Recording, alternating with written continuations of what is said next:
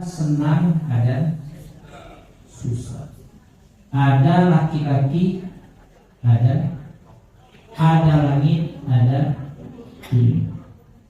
Ada kaya, ada miskin. Ada surga, ada neraka. Jadi kalau kita merujuk kepada syariat agama yang kita anut Ibu Bapak, begitu indahnya aturan syariat yang diberikan oleh Allah kepada kita. Tapi ada satu Bapak Ibu yang agak sedikit yang dalam masyarakat orang Arab itu tidak ada dilaksanakan. Nah inilah, ada halal aturannya, ada haram. Kenapa? Halal bihalal. Jadi kita laksanakan halal bihalal ini Ibu Bapak, ini kita merujuk kepada suatu kebiasaan, bukan melalui konteks dalam hukum Islam. Allah mengeluarkan kita dari ibu kita yang tidak tahu apa-apa. Agar apa kita? Agar kita ini bersyukur, diberikan pendengaran, penglihatan, ucapan. La'alakum tashkurun, untuk kita syukuri. Kita lahir ke atas dunia ini dikehendaki ataupun tidak dikehendaki, Allah Maha Kasih, kita syukuri.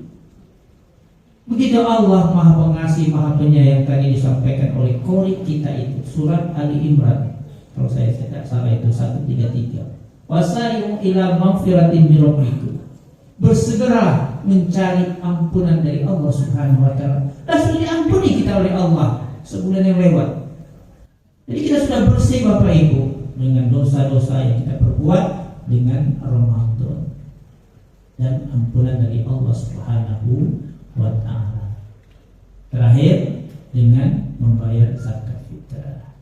Nah, khusus sekarang ini Ibu Bapak, kita halal bihalal. Artinya apa? Satu kesalahan kita kepada manusia, tidak ada yang sempurna manusia ini Bapak. Ya. Coba bayangkan kita di rumah tangga itu. Di rumah tangga saja. Kakak beradik, jangan di luar atau jangan satu kantor kita. Pasti ada perbedaan. Pasti. Saya setelah ngaji Ibu Bapak benar-benar iya juga, benar juga.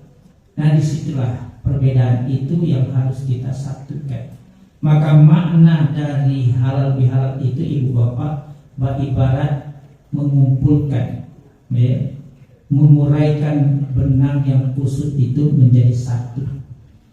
Jadi artinya apa? Kita memiliki kesalahan dengan sesama kita, kita minta dihalalkan, minta dimaafkan. Walaupun saya berdiri sekarang ini Ibu Bapak, saya tidak pernah berbuat sesuatu yang barangkali menyakiti hati Ibu Bapak, tapi tetap saya kegiatan itu adalah saling dukung-mendukung. Kesalahan saya dalam ucapan ini Bapak maafkan. Ataupun begitu kesalahan Bapak, sikap dan tingkah laku yang sudah kita perbuat, sama-sama kita maafkan. Itulah mengurai makna dari halal bihalal tersebut. Kemudian seperti Ibu Bapak, kalau mau Palembang, ada mau Palembang situ banyak Pak. Kita mau Palembang Pak atau mau Jambi itu, kalau misalnya kita ada acara di masjid itu, misalnya Maulid Nabi, Isra Mi'raj. Saya kalau di Jambi itu kan banyak mau Palembang itu. Nah jadi kalau misalnya ada acara itu, makan nasi samin. Makan nasi samin, tahu Pak ya? Samin itu Ibu Bapak, itu minyak seperti mentega tapi dia masih dingin. Nah dingin itulah dihangatkan menjadi dia secair. Artinya apa? Selama ini kita diam-diamkan kemarahan kita, dingin kita kepada sesama kita, kita cairkan sehingga kita tidak lagi memiliki kesalahan sedikit pun sama teman. Begitu es yang begitu beku dijadikan cair. Nah, jadi ini ibu bapak, dari makna halal bihalal itu mohon dihalalkan kesalahan-kesalahan kita yang kita perbuat, karena kita tidak pernah melakukan kesempurnaan dalam hidup, pasti salah. Sekarang 1446 Hijriah. Kapan Idul Fitri pertama sekali, Pak? Kapan? Idul Fitri pertama sekali itu dicanangkan oleh Rasulullah, sampai sekarang itu masih berlaku sampai dunia ini berakhir. Kapan? 2 Hijriah kenabian Rasulullah SAW. Sekarang 2 Hijriah. Dulu 2 Hijriah, sekarang 1446 Hijriah. Jadi 1444 Hijriah sudah kita lakukan. Apa komitmennya? Nah, ini yang pertama sekali harus kita maknai dalam halal bihalal untuk kita kembali kepada Allah. Istiqomah kita, komitmen kita untuk selalu bertawakal hanya kepada Allah. Yakin dan percaya ibu bapak. Yang kedua, komitmen kita sebagaimana Allah sudah terangkan dalam syariatnya, yaitu menjaga kefitrahan kita, kesucian kita. Setiap tahun kita, Pak, berpuasa, ayat sudah mengatakan la'allakum tattaqun. 104 saya analisa kalimat takwa itu Bapak. 104, 204.